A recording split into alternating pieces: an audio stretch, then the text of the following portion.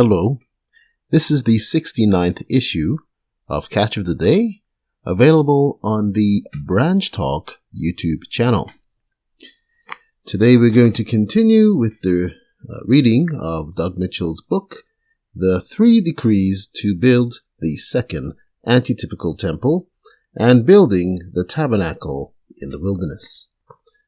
Starting near the bottom of page 25, but as the scroll had not fully unrolled because of the sorry state of the, page 26, of the people, giving light on the fullness of the truth on the subjects that were unfolding during that first decree, 2 more decrees have followed thereafter. And according to the type, the antitypical 3 decrees are to accomplish the building of the second antitypical temple, the one which is to have a glory greater than the first one. Haggai 2:9.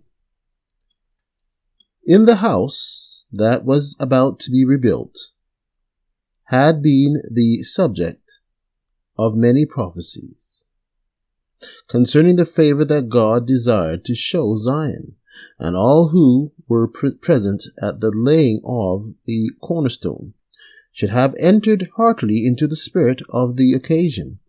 Yet mingled with the music and shouts of praise that were heard on that glad day was a discordant note. Many of the priests and Levites and chief of the fathers, who were ancient men that had seen the first house when the foundation of this house was laid before their eyes, wept with a loud voice. Verse 12. It was natural that sadness should fill the hearts of these aged men as they thought of the results of long-continued impenitence.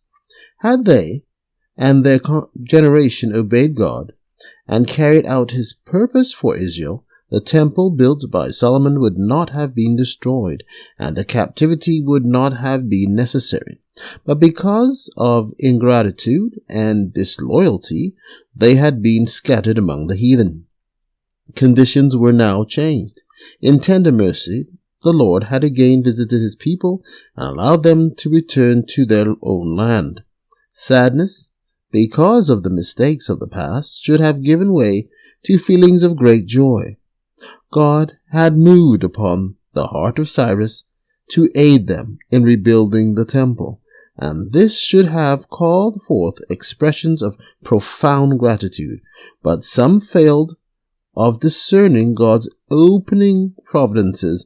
Instead of rejoicing, they cherished thoughts of discontent and discouragement. They had seen the glory of Solomon's temple, and they lamented because of the inferiority of the building now to be erected. The murmuring and complaining and the unfavorable comparisons made had a depressing influence on the minds of many and weakened the hands of the builders. The workmen were led to question whether they should proceed with the erection of a building that at the beginning was so freely criticized and was the cause of so much lamentation. There were many in the congregation, however, whose larger faith and broader vision did not lead them to view this lesser glory with such dissatisfaction. Many shouted aloud for joy, so that the people could not discern the noise of the shout of joy from the noise of the weeping of the people. For the people shouted with a loud shout, and the noise was heard afar off. Verses 12 and 13. Could those who failed to rejoice at the laying of the foundation stone of the temple have foreseen the results of their lack of faith on that day, they would have been appalled. Little did they realize the weight of their words of disapproval and disappointment. Little did they know how much their expressed dissatisfaction would delay the completion of the Lord's house. The magnificence of the first temple and the imposing rites of the religious services had been a source of pride to Israel before their captivity. But their worship had oftentimes been lacking in those qualities which God regards as most essential. The glory of the first temple, the splendor of its service, could not recommend them to God. For that which is alone of value in His sight, they did not offer. They did not bring Him the sacrifice of a humble and contrite spirit. Isaiah 57:15.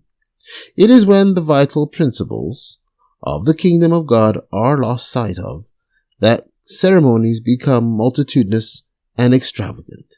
It is when the character building is neglected, when the adornment of the soul is lacking, when the simplicity of godliness is despised, that pride and love of display demand magnificent church edifices, splendid adornings, and imposing ceremonials. But in all this, God is not honored. He values His church not for its external advantages, but for the sincere piety which distinguishes it from the world. He estimates it according to the growth of its members in the knowledge of Christ, according to their progress in spiritual experience. He looks for the principles of love and goodness.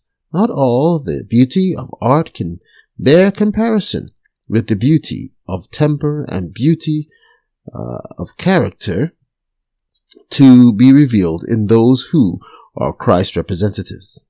A congregation may be the poorest in the land. It may be without the attractions of any outward show.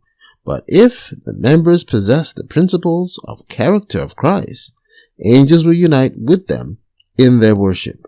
The praise and thanksgiving from grateful hearts will ascend to God as a sweet oblation.